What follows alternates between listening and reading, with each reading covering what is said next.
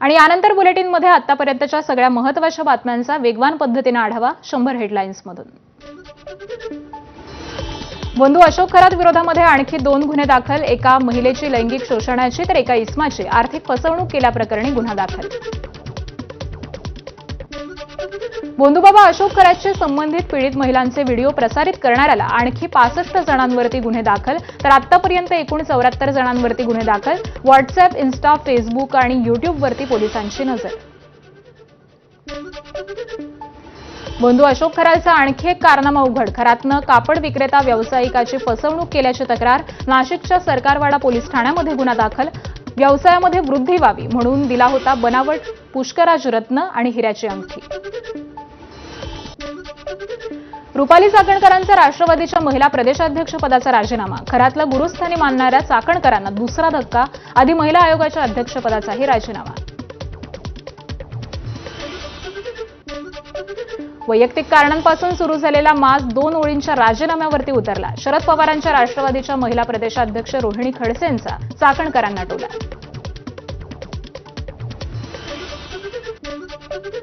कर्माचे फळ चुकत नाही, ह्याच जन्मामध्ये भोगावं लागतं। चाकणकरांच्या राजीनाम्यावरती सामाजिक कार्यकर्त्या अंजली दमानी यांची प्रतिक्रिया।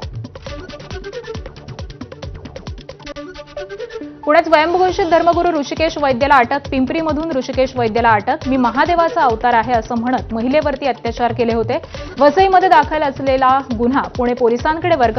उद्या ऋषिकेश वैद्याला शिवाजीनगर कोर्टामध्ये हजर केलं जाणार।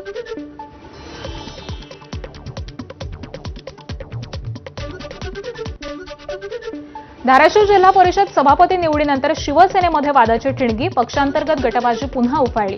शिंदेंचा आदेश स्थानिकांचे पदाधिकारी पाळत नाहीत। शिवसेना लोकसभा प्रमुख आनंद पाटलांचा गंभीर आरोप।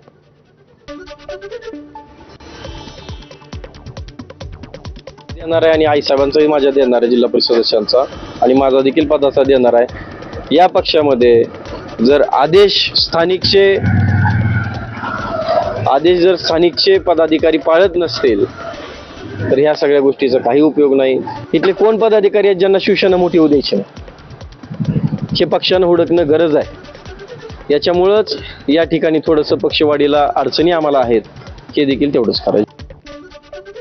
अहिल्यानगर महानगरपालिकेच्या मालकीच्या असलेल्या जागेवरून गोंधळ। पालिकेच्या मालकीच्या जागेवरती अतिक्रमण झाल्यामुळे भाजपचे नगरसेवक निखिल वारे यांनी प्रशासनाला धारेवर धरलं।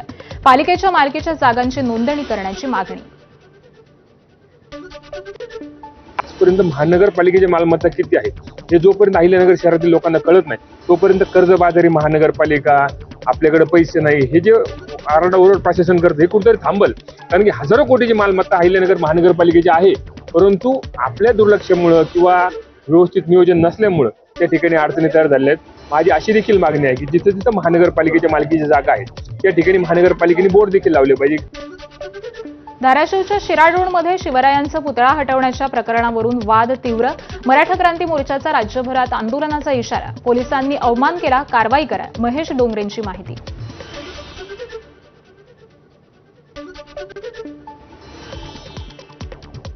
छत्रपती शिवाजी महाराजांचा पुतळा काढला गेला, लाजिरवाणी गोष्ट आहे।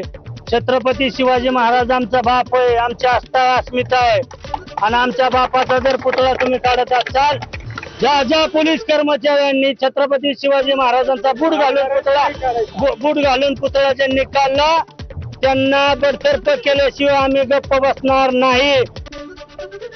रत्नागिरीसह सिंधुदुर्ग जिल्ह्यातील अनेक भागामध्ये अवकाळी पावसाचा आंबा पिकाला फटका। हापूस आंब्यासह काजूच्या पिकांचं जबर नुकसान। काही भागांमध्ये गारपीट। सर्वसामान्यांना मात्र वाढतं ऊन आणि उकाड्यापासून दिलासा।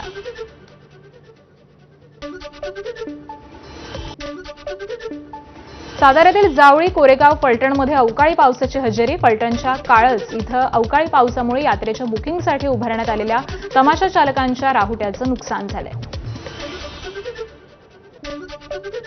वरंधा घाट महिनाभर बंद राहणार। रायगड आणि पुणे जिल्ह्याला जोडणारा घाट दुरुस्तीच्या कामासाठी बंद राहणार। जिल्ह्यातील हिरडोशी परिसरामध्ये दुरुस्तीसाठी भोरघाट मार्ग हा बंद ठेवण्याचे जिल्हा प्रशासनाचे आदेश आहेत।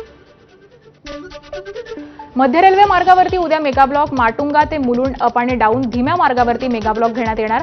सकाळी 10:05 ते दुपारी 3:55 पर्यंत हा ब्लॉक घेण्यात येणार।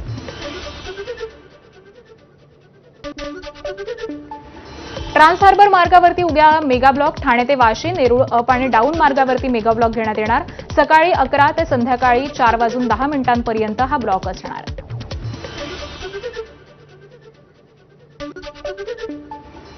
आणि यानंतर आत्ताची एक ब्रेकिंग बातमी पाहूयात. नाशिकमधील बोंधू अशोक खरात विरोधामध्ये 100 पेक्षा अधिक तक्रारी आल्यात. तक्रारींमध्ये 70%